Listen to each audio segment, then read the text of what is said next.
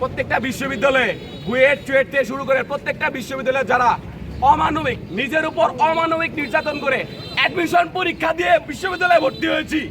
আমরা কখনো ওই এসএসসি পাস করে মনের মতো একটা ডিপ্লোমাতে ভর্তি হয়ে আবার ওই 10ম গ্রেড বাগিয়ে নিব এরকম কোনো চিন্তাধারায় আমরা বিশ্ববিদ্যালয়ে ভর্তি হই নাই।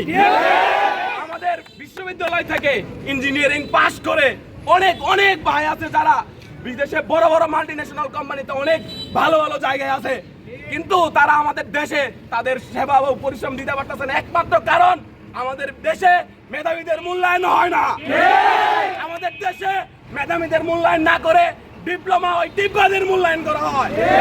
ডিপ্লোমা স্টুডেন্ট কিভাবে 10ম শ্রেণীতে তারা সামান্য 4 বছরের ডিপ্লোমা করে তারা কিভাবে 10ম শ্রেণীতে চাকরি করার সুযোগ পায় এবং 10ম থেকে 9ম গ্রেডে যাওয়ার সুযোগ পায়, এটা কোনোভাবেই কাম্য নয়।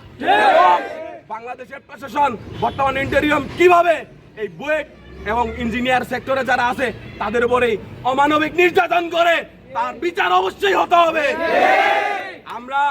আমরা এই 24-এর গণ অভ্যুত্থান ঘটিয়েছি একমাত্র এই কোটাবতার বিরুদ্ধে থেকে শুরু করে। দেশে মেধার জয় হবে, দেশে অবশ্যই মেধার জয় হবে। মেধা দিয়েই আমরা দেশকে অনেক দূরে এগিয়ে নিয়ে যাবো।